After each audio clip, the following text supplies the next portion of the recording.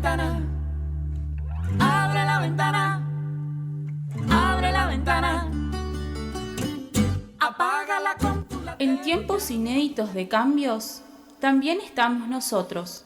Firmamento, abran los balcones, que ya la noche asomó. Infancias sin etiquetas. Todos los jueves de 18 a 19. Te queremos pintar la carita redonda del color del carnaval. Por la 98.7 Radio Universidad. Abre la ventana, abre la ventana. Un espacio que invita a sacarnos las etiquetas. Y haremos una ronda para invitarte a bailar.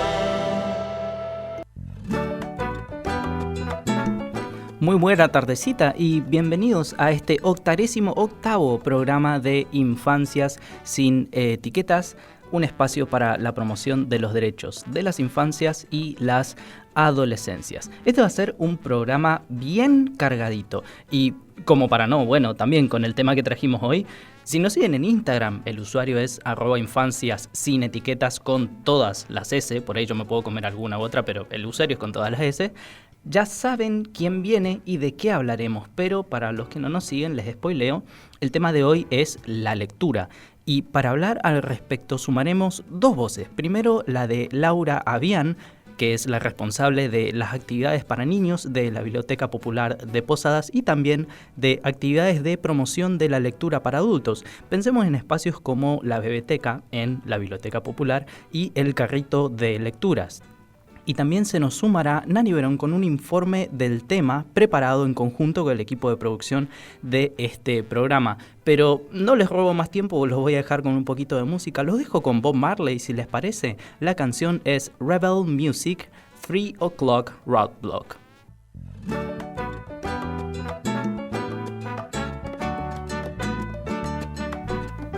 Escuchábamos entonces a Peter Tosh en guitarra, en ese momento un virtuoso guitarrista, si los hay, y Bob Marley en la voz, junto a The Wailers haciendo Rebel Music, 3 O'Clock Roadblock. Y como anticipamos en la apertura, para ayudarnos a trabajar el tópico del día de hoy, que es, bueno, la lectura, pudimos hablar con Laura Avián, que fue tan amable de recibirnos en la Biblioteca Popular. Hoy 16 de junio por la mañana hubo una sentada frente a Minicuotas Ribeiro, pegado a la Biblioteca Popular, y quisiéramos saber quién convocaba esto y cuál es el motivo, cuál sería el reclamo. Bueno, la sentada frente a Minicuotas Ribeiro, que está pegado a la biblioteca, como bien decís, es una iniciativa de los empleados, los bibliotecarios que trabajamos acá en la biblioteca, para reclamarle a esta empresa que abone el alquiler. La mayoría de la gente por ahí no sabe, pero el local comercial que está pegado a la biblioteca es propiedad de la institución. Y es lo que le ha permitido hasta ahora, la biblioteca tiene más de 100 años, subsistir, es el mayor ingreso que tiene la institución. Por ahí algunos memoriosos se acordarán que funcionaba el Cine Teatro Sarmiento ahí. Bueno, siempre se alquiló, se explotó de manera comercial, digamos, ese alquiler, y eso es lo que nos permitió subsistir. Desde hace 10 meses que lamentablemente Minicuotas Ribeiro dejó de pagar el alquiler y esto nos ha desfinanciado. Las bibliotecas populares en todo el país tienen el mismo régimen, la misma característica, son asociaciones civiles, son privadas, de carácter, digamos, de acceso público, pero son privadas y en general se autofinancian y se autogestionan. Entonces, bueno, al no tener ese ingreso le está dificultando mucho el funcionamiento normal de la institución, que ya fue golpeado por la pandemia, o sea, se suma a la situación de la emergencia sanitaria, la crisis económica, lo que la verdad es que está siendo muy difícil la continuidad de tareas con cierta normalidad, y los empleados de la institución vemos con mucha preocupación el riesgo de nuestra fuente de trabajo. Entonces, para nosotros todos los miércoles de 9 a 11 nos sentamos bien enfrente de las puertas de Minicuotas Ribeiro a reclamar, y también de algún modo es compartir con los vecinos de la comunidad esta situación tan preocupante que estamos atravesando. Uh-huh. Este año se va a realizar, no acá en Argentina, sino en Italia, la Feria del Libro Infantil de Bolonia. Y hay un libro, seguro voy a pronunciar mal el nombre, Willy y Juan, Willy One, exactamente. que va a formar parte de esa feria. No sé si nos puedes contar un poquito al respecto. Bueno, Willy One es un proyecto que surgió a iniciativa de Burbuja Bian, que es mi hermana, que ella es ilustradora, es animadora también, que empezó como un juego entre las dos, donde ella ilustra, ella elegía algún dibujo, realizaba algún dibujo, después me lo pasaba a mí y yo le ponía palabras a esa imagen. Y verdaderamente fue como un juego y la idea fundamental era eso, jugar, que lo lúdico esté presente. El juego constitutivo de cualquier persona, de cualquier sujeto. Nosotros como hermanas, los hermanos, el vínculo fuerte se va construyendo obviamente con cualquier niño a través del juego. Y es algo que nosotros en general no perdimos. A mí me pasa lo mismo con mis otros hermanos, tenemos mucho sentido del humor y nos gusta mucho jugar con juegos de palabras y demás. Y bueno, este libro había sido seleccionado para la feria. Esta va a ser una edición virtual de la Feria del Libro Infantil en Bolonia. Ya había sido seleccionado inicialmente unos días antes de que se desate toda esta cuestión de la pandemia. Nos habían informado que el libro había sido seleccionado. De hecho, se hizo una versión material, porque lo que se va a ver ahora obviamente es digital. Se había hecho una versión física del libro. Y hasta empezó a viajar hacia Bolonia y bueno, y de algún modo empezó ese tránsito el año pasado y lo estaría terminando ahora, y la verdad es que para nosotros es un juego, pero también es una invitación al juego. Yo escribo poesía y me parece que la poesía también es un lugar de juego, de posibilidades, y yo soy una gran lectora de poesía y en general cuando trabajo con los niños, que es mi trabajo de leer a niños, leo mucha poesía porque me parece que de algún modo abre muchas posibilidades, muchas ventanitas para ver el mundo desde distintos lugares, esa posibilidad de jugar con las palabras. Y fundamentalmente lo que uno se va a encontrar con ese libro es eso, es ese juego, ese ida y vuelta entre una imagen, entre los colores y las palabras que de algún modo reversionan o miran eso desde otro lugar.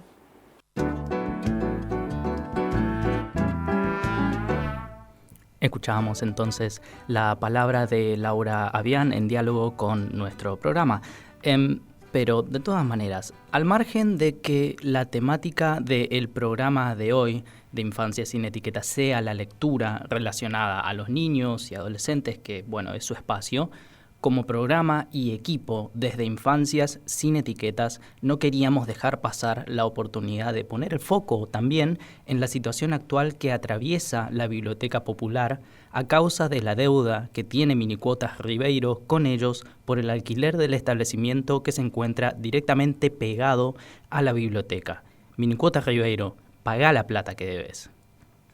Hecha la mención, sigamos con nuestros temas y el resto del programa. Sigamos escuchando entonces a Laura Avián. Es común que con la llegada de nuevas tecnologías se den por muertas cosas como la radio, que ya la mataron miles de veces, el diario. ¿Qué tiene el libro que lo hace tan resiliente? Yo creo que en realidad, vos decís la muerte de la radio, pero la radio sigue funcionando y sigue conviviendo. Me parece que por supuesto, uno por ahí tiene que pensar... Pero sí se ha hablado de la muerte del libro durante mucho tiempo, o lo mismo de la muerte de muchos formatos. Yo creo que conviven y creo que así como la experiencia cotidiana de todos nosotros somos lectores, uno lee en internet, en el formato digital, pero también lo lees en papel. Yo creo que por ahí cuando uno por ahí se toma el trabajo de especializarse o estudiar, por ejemplo, la historia del libro, lo que uno ve es que el libro que conocemos ahora, que es de pliegos, es un formato histórico, que ha tenido una duración más larga que otros formatos, que el papiro, que las distintas hojas de cuero atadas o cosidas. Lo que ha tenido es como una mayor efectividad. Yo creo que también tiene que ver como industria cultural, como un objeto de consumo, es mucho más práctico y cómodo, pero de algún modo es un formato físico, pero la obra en sí, en un punto... Si bien es cierto que tiene diferencias hasta cognitivas de leer en pantalla o leer en el objeto material, la obra en sí, si uno lee el Quijote en pantalla y uno la lee en papel, de algún modo termina siendo la misma obra. Claro, porque es hasta paradójico, o sea, así como aparecen los formatos audiovisuales y las películas hay cientos de películas, de audiovisuales basados en el mismo libro, así que de cierta manera es como una resignificación, ¿no? Sí, de hecho hay... No tiene que perder de vista nunca que son objetos de consumo, ¿no? Que el libro es un objeto de consumo, entonces lo mismo, digamos, con las películas, etcétera, forman parte de esta gran industria cultural y se retroalimentan. Es bien lo que vos decís. Vos ves que Harry Potter, que has montado un imperio J.K. Rowling con películas, ha empezado con libros, después películas, después precuelas, etcétera, después ya los mismos seguidores de Harry Potter, ellos mismos se encargan de escribir historias que empiezan a circular en las redes por distintas plataformas, desde blog al Wattpad, etcétera. Uno puede encontrar cómo eso se va diseminando. Yo creo que de algún modo también tiene que ver, si uno lo piensa en términos artísticos, la necesidad del hombre de narrar, de contar, y que encuentra distintas maneras de hacerlo. Me parece que el cine, son distintos lenguajes que nos permiten eso, el cine, la literatura, y me parece que por un lado está eso, y por otro lado está la astucia del mercado de encontrar el modo, porque a mí me da gracia, en general dicen, acompañado de este vaticinio de que el libro ha muerto, de que los jóvenes no leen nada. Los jóvenes son grandes lectores. Cualquier saga hoy día, la de Harry Potter, tiene 6 libros y son muchas hojas, no son pocas hojas, son libros muy voluminosos. No es cierto que no sean lectores, tienen otro tipo de lectura y creo que también la variedad de formatos hace que las lecturas sean distintas. Nosotros no leemos igual a lo que leían nuestros abuelos. Eso claro, es así. Cuando se hace ese comentario se habla de una forma muy arbitraria quizá del leer. Ojo, yo creo que uno tiene que encontrar el punto medio, ni ser un apocalíptico ni ser un integrado, para retomar esa idea que tenía Humberto Eco de apocalípticos integrados. Pues hay que ser crítico, hay que tener una mirada crítica, porque no todas las lecturas, vos decís, bueno, no importa, mientras que lean. Yo tengo un caso muy concreto. Nosotros acá en la biblioteca compramos Nick, los libros de Gaturro de Nick, porque la gurizada los quieren leer Nick. Perfecto. Yo, como promotora de lectura, tengo una opinión tomada en relación a eso. No es lo mismo leer cualquier cosa, no es lo mismo los formatos de lectura, o sea, leer de cualquier modo, no es igual, porque cuanto más competente uno sea como lector, más herramientas le da. Y no lo pienso solo en términos, uno lo puede pensar en términos cognitivos y en términos educativos, pero también en términos de acceso a bienes culturales de calidad estético-literaria. O sea, poner eso al alcance de todos, democratizarlo, que esa es una de las funciones de las bibliotecas, democratizar lo que todos puedan acceder. Yo les doy Nick, pero Nick lo van a conseguir, Gaturro van a llegar, por internet por alguna van a llegar, pero a lo mejor libros álbum que son muy caros y que son difíciles de conseguir, la mayoría de la gurizada no tenga posibilidad de acceder. Acá lo van a poder hacer. Y por otra parte también tener una mirada crítica de no pensar que cualquier modo de lectura es válido y es lo mismo, porque es cierto también que en los modos de lectura muy superficiales que por ahí son fomentados de los formatos digitales, esa lectura tipo picoteo, ese chico que solo practica ese tipo de lectura, el día que tenga que ir a la universidad va a tener un gran problema porque va a ser verdaderamente un escollo su desenvolvimiento cognitivo en términos de procesamiento, no va a poder resolver el problema que le va a presentar un texto académico y ese chico va a quedar fuera del sistema educativo. Con lo cual también hay que tener mucho cuidado porque hasta cierto punto hay una intencionalidad de promover ciertos tipos de lectura y ciertos tipos de lectores, de formar ciertos tipos de lectores que precisamente de algún modo funcionan como un sedazo que va a ser estos van a la facultad o estos siguen una carrera universitaria y estos no. Yo tampoco soy súper fanática de que todo el mundo tenga que seguir una carrera universitaria, pero digo, estaría bueno abrir el horizonte de posibilidades para todos y de la manera más equitativa posible.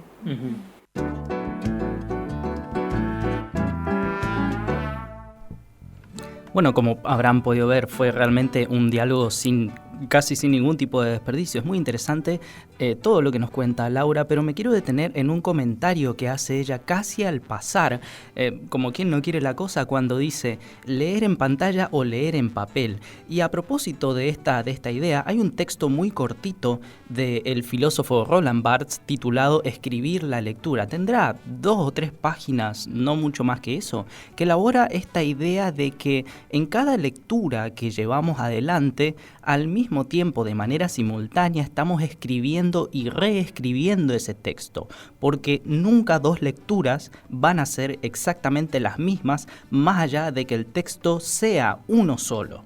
Y no solo se leen las palabras, sino también todo aquello que se deje leer, en el sentido de, bueno, las pantallas, las imágenes, los sonidos y también hasta inclusive los ritmos, es decir, mientras el objeto sea legible, mientras se deje leer, eso se puede leer.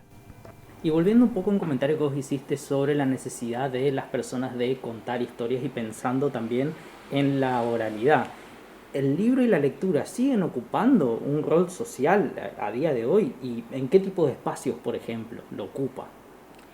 Mira, el libro y la lectura, vos lo planteabas en términos de oralidad. Yo creo que el libro en sí lo que nos ha permitido históricamente como cultura es transmitir conocimiento a lo largo del tiempo, un conocimiento antiquísimo que se sigue sosteniendo. Y creo que la oralidad, y yo lo pienso en términos culturales, pero también en términos de la biología, de cualquiera de nosotros, de la cronología humana. Cuando uno es chico, lo primero que uno recibe a través de historias, por ahí historias muy mínimas, las historias de la mamá que le canta canciones al bebé o que le cuenta historia con los deditos de la mano, que las historias son muy cortas porque uno tiene 5 dedos solamente, pero ahí uno ya está formando una escucha, ya está entrenando de algún modo. Y no solo eso, le está dando mucho afecto, que eso es súper importante. El lenguaje, hay una escena que a mí me gusta mucho, que narraba Maurice Sendak. Maurice Sendak es el autor de Donde viven los monstruos, que es un libro para chicos muy hermoso. Y él contaba que era muy difícil, y yo lo experimento, digamos, me pasa constantemente, ahora no por el tema de la pandemia, pero cuando uno le lee a los niños pequeños, es muy difícil que el niño pequeño no se te acerque y te toque, o que se te siente en el regazo. Y él decía también que de algún modo nosotros somos mamíferos y como tales mamíferos necesitamos ser lamidos por nuestros pares y que el lenguaje de algún modo es un modo de lamer, de tocar a ese otro aunque vos no lo estés tocando. Y me parece que también tiene que ver con eso, esta idea del homo narrans, del hombre que narra y que es narrado, que tiene que ver con eso y que está en los libros, es un formato, es un modo la escritura, la lectura en voz alta de textos escritos, pero también es la voz de las abuelas, de las tías, de la mamá, de esos grandes contadores de historias que por ahí hay. En el barrio siempre hay algún vecino, una vecina que sabe contar historias, o las anécdotas que contaban las abuelas. Bueno, eso está también. Por ahí el libro tiene como un carácter más académico, como mejor mirado, pero finalmente es un vehículo que transmite, digamos, esas historias. ¿No? Pero lo importante por ahí me parece que, pensando en términos de la importancia que tienen, socialmente estamos todos de acuerdo que los libros son valorados positivamente, o sea, ya pasaron las épocas donde se quemaban libros, pero fundamentalmente creo que el valor positivo es que el libro contiene historias y contiene el caudal de la cultura y del conocimiento de nuestra cultura. Sobre el primer acercamiento a la lectura, ¿cómo aconsejarías a alguien plantar esa semillita? Pensando, por ejemplo, en un hermano mayor, a su hermano menor. Yo creo que lo que pasa es que, mira, cuando los niños son pequeños, el primer contacto es con la mamá y eventualmente con el papá. Fundamentalmente con la mamá, porque en el caso de que vos tenés al bebé en tu panza, le contás, lo hablás, ya lo transformás de algún modo en un sujeto de lenguaje y le empezás a generar, digamos, le empezás a dar una entidad y a contarle historias. Yo creo que lo mejor es como lo dice Belio Cornejo, que también es un especialista en mi primera infancia, darle una especie de hábitat lleno de palabras. Así como le das un colchón cómodo al bebé y lo amamantás y le das la mamadera, que también le des, ¿no?, una especie de colchón de palabras, un resguardo de lenguaje, que le va a permitir ser un sujeto, convertirse en sujeto. Lacan tenía una figura muy linda que él decía que los sujetos se convierten, devienen en sujetos porque están sujetados. Él hacía un juego de palabras en frases, están sujetados por el lenguaje, ¿no? Y me parece que es eso, es convertirlo al niño, al bebé, que luego se irá convirtiendo en niño, en eso, en un sujeto donde vos lo mirás, lo escuchás, le contás, respondés a sus gestos.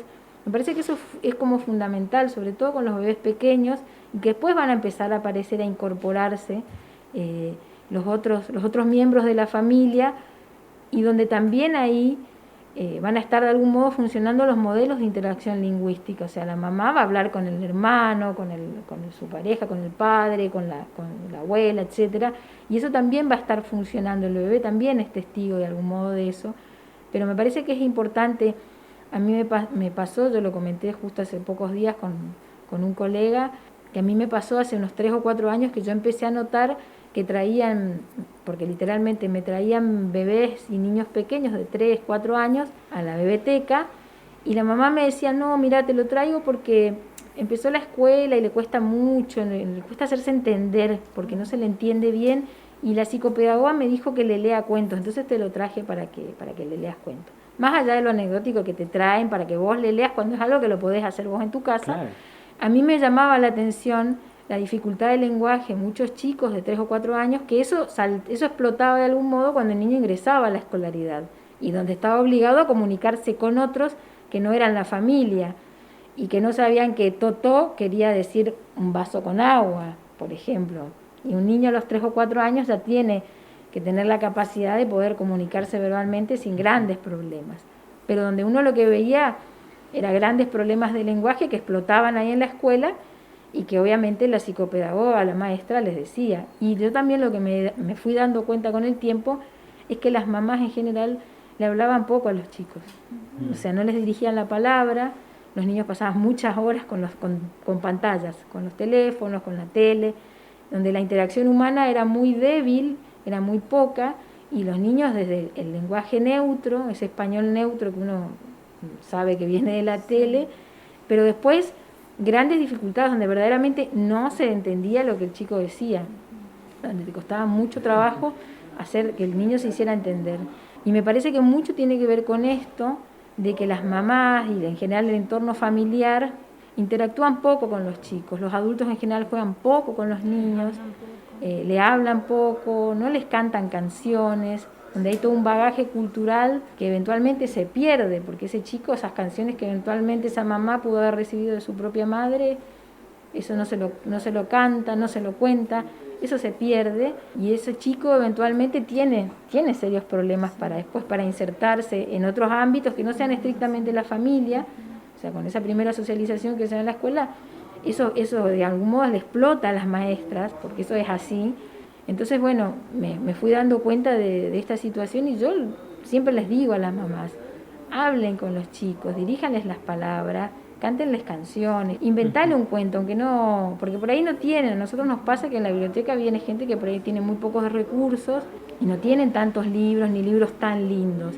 Pero a veces lo importante es eso, es contarle una historia y que vos inventes la historia.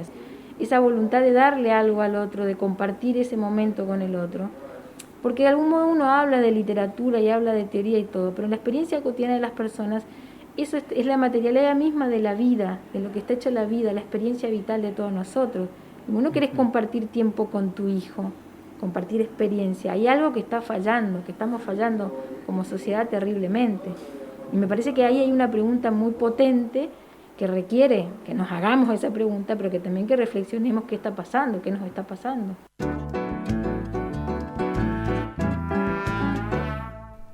Escuchábamos entonces la palabra de Laura Avian contándonos un montón de cosas, pero hay algo sobre lo que voy a volver porque nos parece que es importantísimo poner de relieve algo que ella misma venía elaborando, que es el acto de leer a otro y la significación que eso conlleva. Leerle a un niño es en definitiva un acto de amor, como lo puede ser cocinarle a alguien o hacerle un regalo, y así como nos compartimos comida para darnos alimento y sustento al cuerpo, ¿cómo no vamos a compartirnos historias, cuentos, palabras y el diálogo para alimentarnos la cabeza? Te queríamos pedir también, para aprovecharlo, inclusive una recomendación de lectura, 3 libros o 3 autores, pero para 3 momentos concretos de cada persona. Uno para un niño, uno para un adolescente de secundaria, está pasando por ese tiempo, y por último un libro o un autor para algún adulto joven. Bueno, mira, para niños... el que te decía de Maurice Sendak, donde viven los monstruos, es un muy buen libro, está muy bien ilustrado por Maurice Sendak, unos dibujos bellísimos, unos monstruos. Si querés más de uno, no hay problema. Es la típica pelea del niño con la madre que lo manda de castigo a la pieza. Después, los libros también de Anthony Browne, que son libros muy buenos, también son para niños que van... Nosotros en general yo no me manejo mucho con el tema de las edades, ¿viste? Cuando dice de tal a tal edad, porque yo soy una persona grande y me encantan leer los libros para chicos, puedo pasarme horas leyendo, de hecho es mi trabajo, pero me fascinan. Aparte hoy día hay muy buenos libros para niños, pero como te decía, los libros de Anthony Browne tienen personajes que son animales, son gorilas, o sea, tenés osos, y la verdad es que son historias muy contemporáneas, muy buenas. Los tres osos, la versión de los tres osos de Anthony Browne es muy buena porque de algún modo actualiza una historia tradicional de la de Ricitos de Oro, que se llega a un lugar y come la sopa, etcétera, y los osos llegan y la encuentran durmiendo en la cama y después la niña se va corriendo y él reversiona esa historia como generando una lectura más contemporánea porque cruza osos con homeless, con personas que viven en la calle y que encuentran una casa acogedora que los recibe. Y el final también es un final distinto porque el niño oso se enfrenta a esa niña que vive en la calle y hay una mirada muy humana sobre estos animales que de algún modo es muy interesante ese cruce. Si tengo que pensar en adolescentes, en las historias de Neil Gaiman, el autor de Coraline, que es como su novela más famosa, porque también se hizo una película, pero en general todas las novelas de él, de Neil Gaiman, son más que recomendables y que incluso él, para lo que son jóvenes lectores, los que se llaman, también es más que recomendable porque es muy bueno. Y por ahí para adultos, yo pensaba, pues justo hace poco terminé de leer de nuevo It de Stephen King. Es un libro pesado porque es gordo, tiene muchas páginas, pero yo lo leí 2 veces y la segunda vez que lo leí desde otro lugar, una metáfora muy interesante sobre las infancias contemporáneas, porque los personajes de esta novela son niños que están solos, no hay adultos prácticamente, y se enfrentan al payaso, este payaso que... Pennywise, Pennywise, exactamente, sí. Pennywise, que en la versión cinematográfica es muy parecido al payaso de McDonald's, con lo cual es muy interesante por todo lo que representa para la cultura norteamericana y para lo que representa la sociedad de consumo. Pero es Stephen King escribe muy bien, es más que recomendable. Y después por ahí de lo que es nacional, por ahí a mí me gusta leer muchos autores argentinos y latinoamericanos. Hay una escritora argentina que se llama Selva Almada, que tiene una novela que se llama Ladrilleros, que está muy muy buena, es una novela escrita desde el borde de algún modo, con una historia de amor diferente, pero que está narrada, la verdad es que yo la recomiendo, el que pueda leerla, acá está en la biblioteca, así que si son socios de la biblioteca la pueden venir a retirar. Es muy muy buena, muy conmovedora y es como muy cruda también, muy de estos tiempos.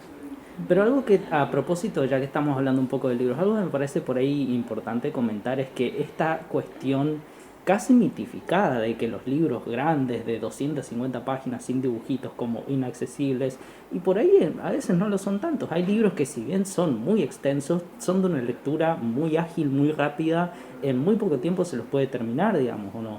Sí, yo creo que también tiene que ver con una concepción de la lectura que por ahí estuvo muy en boga en una época acá en Argentina y en general en el mundo, para los que trabajamos en promoción de la lectura, que la lectura tenía que ser placentera. Siempre tenía que ser súper placentera y divertida y a veces no, la lectura no necesariamente es placentera. Hay libros con los que hay que pelearse Hay libros con los que hay que pelearse y hay que enfrentarlos y atravesar esos libros. Uno de los libros que a mí más me gusta es El Quijote. Yo lo leí cuando empecé a estudiar la carrera de letras hace muchos años y sí, era un embole, porque verdaderamente era un embole. Pero sin embargo hay momentos de mucha belleza y mucha lucidez que son conmovedores y que vale la pena. Entonces por ahí vale la pena. Y esta idea que te decía de por ahí uno dice, no, te tiene que gustar y te tiene que resultar algo re fácil y divertido. No, a mí me pasó, siempre cuento esta anécdota, hace unos años atrás habíamos leído en el taller de lectura con niños, querían leer Horacio Quiroga los chicos, porque Quiroga es un autor que se lee mucho en la escuela, y en general por ahí la lectura, muchas veces hay muchos niños que solo leen en la escuela, que el único encuentro con los libros está en la escuela, entonces hay que tener mucho respeto por esa lectura, porque a veces el único lugar donde tienen contacto con los libros es ahí, y estos chicos querían leer libros, cosas que habían leído en la escuela las querían leer también en el taller, entonces me pidieron para leer La gallina degollada. que es un cuento terrible de Quiroga, que la verdad es que yo no sé si lo elegiría, los chicos tenían 10 años aproximadamente, yo no sé si elegiría ese cuento, si la gente no lo sabe, bueno, vayan y leanlo, pero es un cuento muy terrible. Es bien cortito además. Pero aparte es un cuento terrible porque tiene un final terrible, un final trágico, y en general los cuentos de Quiroga todos tienen finales trágicos, en su gran mayoría. Y terminamos de leer el cuento y una de las nenas me dijo, no, pero el cuento no es así. ¿Cómo que no es así? No, porque mi maestra nos leyó un cuento pero tenía otro final. ¿Cómo que otro final? Sí, tenía otro final donde la nena hacía tal cosa, que y se iba con los padres, no sé qué. Entonces le cambió el final. Yo dije, claro, las maestras, y muchas veces pasa eso, evitar una lectura difícil al niño, le cambian el final al cuento.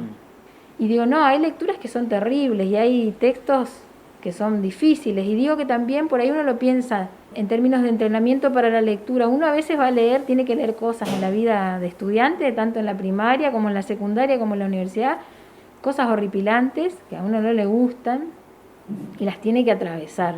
Me parece que también de algún modo es un entrenamiento para la disciplina lectora, pero más allá de eso también, que muchas veces uno tiene que atravesar cosas que no le gustan y que la vida está llena de claroscuros, de cosas buenas y cosas que son horribles y que las tenés que atravesar igual. O sea, no es tipo, no, esta parte de la vida no la quiero vivir, la pongo acá y sigo con esto que me gusta, me divierte y me da placer. Entonces me parece que no, que hay que también propiciar los encuentros con esos libros que uno dice, ay, pero tiene 500.000 hojas, o está escrito en un idioma que no entiendo, en un español antiguo, o la traducción es muy pesada, o usa términos difíciles. Pasa lo mismo con Borges. Hay mucha gente que no quiere leer a Borges porque dice, no, porque Borges escribe re difícil, qué sé yo. No, hay que perderle el miedo a Borges, hay que leerlo y punto. O sea, me parece que también, y hay que propiciar, yo creo que hay que propiciar siempre encuentros de la gente con los libros.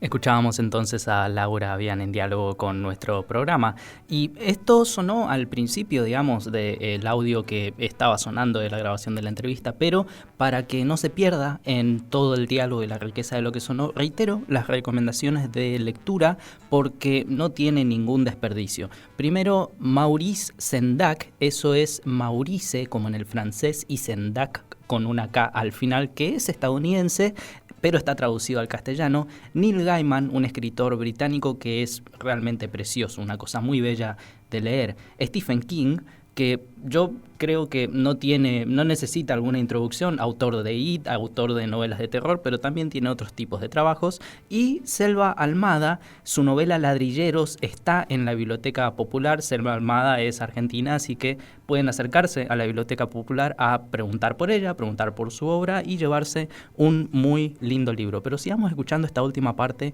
del diálogo con Laura Avián.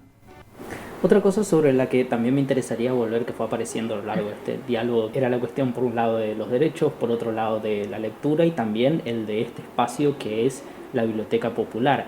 Entonces yo te quería preguntar, ¿qué hace o qué se hace desde este espacio para promover el acceso, la garantización de ese derecho a la lectura? Bueno, por un lado nosotros como institución, como biblioteca, pensando por ahí en niños, pero en general, nosotros ahora por el tema de la pandemia, el acceso a la sala y la permanencia en sala no está habilitado, pero nosotros antes de la pandemia lo que hacíamos era el acceso a la biblioteca, cualquiera podía venir a la biblioteca. O sea, no tenías que hacer nada, ningún trámite extraño, no tenías que pagar nada. Para venir a leer acá tenías que venir nomás. En general intentamos ser lo más amables posible, por ahí con los chicos uno a veces, cuando uno le pone como lo mismo con los adolescentes, cuando uno empieza a poner como trabas o a hacerle muchas preguntas, es como que se acobardan, les da vergüenza. Entonces, por un lado, nosotros abrimos el espacio, pensamos la biblioteca con diversas acciones, desde talleres de lectura para chicos, para adultos, después distintas actividades. Nosotros íbamos una vez a la semana a la Plaza San Martín, íbamos los sábados a la feria que estaba en la Bajada Vieja, o sea, salíamos mucho. Y nos gustaba esta idea de que hubiera una continuidad entre la calle y la biblioteca y que la gente pudiera apropiarse del espacio. Hay gente que, o sea, la biblioteca funciona como un lugar de estudio, en la representación de la mayoría de las personas la biblioteca es silenciosa, uno va a estudiar, etc. Nosotros en general dejábamos que la gente hiciera uso del espacio. Había gente que venía a charlar, a pasar el rato, a leer el diario, mamás que venían a hacer las compras al supermercado enfrente. Decían, ¿te puedo dejar un rato a los nenes mientras voy a comprar? Sí, no hay problema. Los nenes venían, se sentaban en el sector infantil, leían, dibujaban.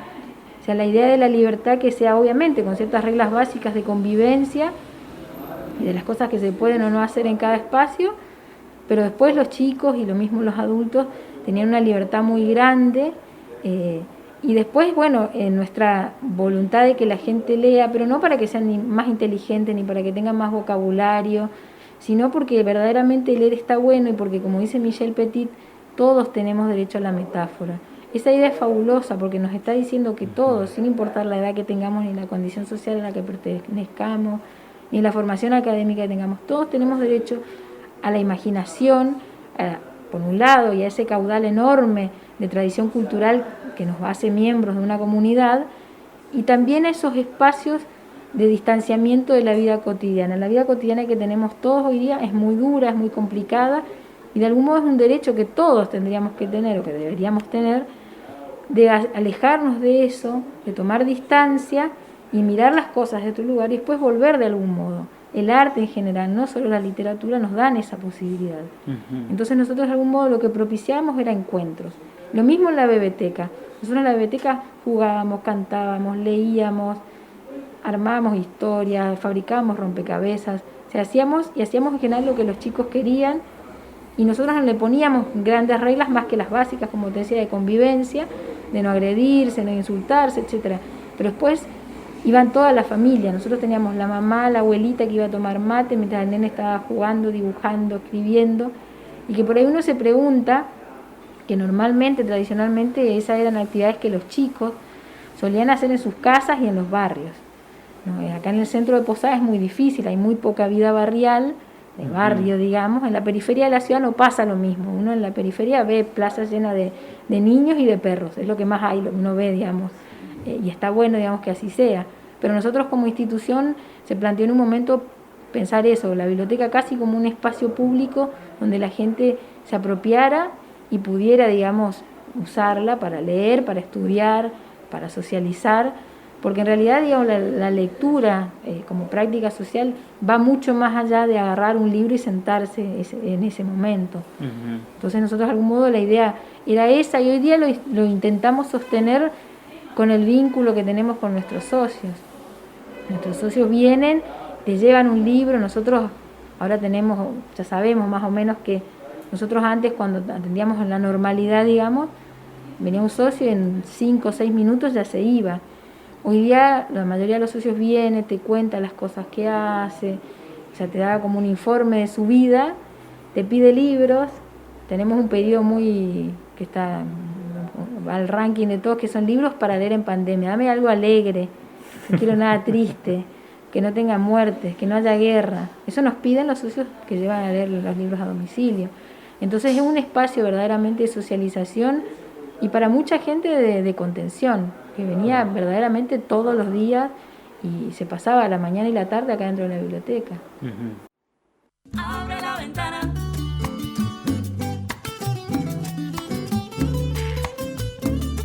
Infancias sin etiquetas. Todos los jueves de 18 a 19 por la 98.7 Radio Universidad.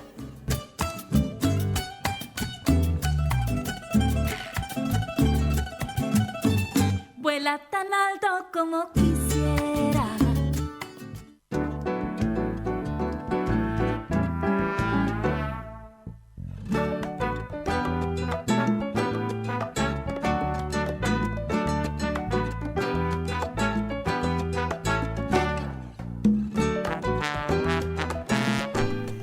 Escuchábamos entonces la última parte del diálogo que mantuvimos con Laura Avián, hablando también un poco del rol social que cumple el espacio de la Biblioteca Popular. Pero sigamos nuestro tranco, que queda material aún, porque bueno, queda todavía bastante material. Como anticipamos en la apertura, en la semana el equipo de producción de Infancia Sin Etiqueta se abocó a la tarea de armar un informe teniendo como eje central la lectura, pero cruzándolo con algunas fuentes, algunas cositas más. Pero bueno, ese informe no estuvo a cargo mía, no estuvo a cargo de producción mía, así que Nani, ya que vos estuviste en esa tarea, no sé si nos querés ir contando un poquito más al respecto. Buenas tardes, Lu, ¿cómo están? Los saludo en esta tarde de mucho frío. La verdad que qué interesante el tema que tenemos hoy. Ya el título nos deja pensando y al menos libros y niñez se nos vienen a la cabeza. Para ir entrando en el tema, podemos pensar que se relaciona con el acceso a libros durante nuestra infancia. Y sí, en parte tiene que ver con esto, pero es mucho más complejo pensar en la lectura y literatura infantil. Y acá cabe la pregunta, ¿hay una literatura infantil? Bueno, la verdad, la lectura y la literatura infantil, pensarlo, y es complejo, decía, por su importancia durante el desarrollo de las niñas.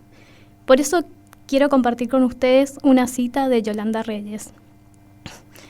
En tantos años de dar de leer a los más pequeños, he constatado cómo su vida psíquica, en toda su riqueza cognitiva y emocional, depende de la calidad de su nutrición lingüística y literaria, y cómo la lectura se constituye en una herramienta educativa esencial que determina el curso de sus vidas. Otra idea que elabora Yolanda es leer con orejas. Según ella, en la primera infancia, los bebés naturalmente no hacen uso de los ojos y el lenguaje, en un sentido literal, digamos. Pero esto no quiere decir que no puedan leer. ¿Escuchar? Sí, lo hacen. Entonces las orejas se transforman en esta primera aproximación a una lectura de libros que no tienen páginas. Son libros hechos de sonido, ritmo y música. Vamos entonces, querida audiencia, entendiendo que leer en el niño tiene que ver con algo que va más allá. Tiene que ver con el juego, la música, ritmos, sonidos y canciones. Bueno, siguiendo con lo anterior, podemos ver que todo esto apunta a la idea de que el lenguaje es una construcción que se inicia desde antes del nacimiento, es decir, desde el vientre. Así lo afirma Yolanda Reyes cuando nos dice: nacemos envueltos, perplejos y fascinados en el misterio de una voz que es familiar desde las entrañas. La madre que lee el llanto, el movimiento y lo descifra. Entre los 0 y 6 años del niño se dan los momentos simbólicos más importantes, porque durante esta etapa hay una conquista del lenguaje como capacidad de comunicación. Hay una irrupción del lenguaje verbal y el acercamiento al lenguaje escrito. Por eso Reyes nos dice que el resto de la vida lo que hacemos es desarrollar esas habilidades y llevarlas a niveles más complejos. Pero bueno, para ir englobando la idea que les estoy queriendo compartir, la lectura en las niñas va más allá de solo acercar un libro a un niño. Cuando hablamos de lectura en la infancia, hablamos de poder despertar la curiosidad. Quiero repetir esto, hablamos de poder despertar la curiosidad. Y parafraseando a Yolanda, hablamos de que las niñas quieran saber y quieran expresarse. Para agregar un poquito más, la docente Verónica Parodi nos dice algo profundamente interesante y significativo. Yo creo fuertemente en que la música, la lectura, la literatura, el arte ayudan a mirar el mundo de otro modo, ayudan a transformarlo, a pensarlo, a habitarlo de otra manera. Realmente el programa de hoy nos lleva a repensar la literatura que ofrecemos a las niñas en profundidad y darle otra mirada más atenta al derecho de nuestros niños a leer. Bueno, por eso, para cerrar, me quiero ir con lo que nos dice Yolanda Reyes, que nos dice: propiciar ese momento mágico en que los niños se hacen hipótesis de lectura, escritura, cuando descubren que hay letras y números, aún sin haber aprendido a leer. Hermoso el informe entonces, a cargo de la producción de Infancia sin Etiquetas. Los voy a dejar con un poquito de música, si puede ser, momentáneamente. Vamos a ir con una canción de The Smiths. El título de la canción es Half a Person.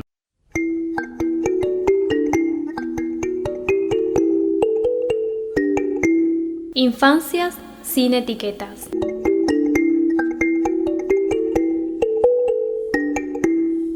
Bueno, entonces sonaba en el aire The Smiths con la canción Half a Person. No nos queda tiempo realmente para casi nada más, así que vamos directamente a los agradecimientos. Agradecer a Miguel por parte de la producción, a Laura Vian por su tiempo primero, pero fundamentalmente por la calidez del diálogo que hemos podido mantener, a Nani Verón por sumarse también con el informe y sumar voz a este espacio, que ese es uno de los intereses, sumar voces, sumar gente, a Cintia por haberse sumado a la entrevista con Laura Vian, a Fabiana Silva hoy en la producción de piso, Pedro Sosnávar en la operación técnica, quien les habla. Creo que nunca dije mi nombre hasta ahora, Lucas, lo dejamos ahí y nos vamos a despedir. Síganos en redes, en Instagram, @infancias sin etiquetas, con todas las S, Vamos con Franz Ferdinand para despedirnos. La canción se llama Michael y yo les digo hasta el jueves que viene.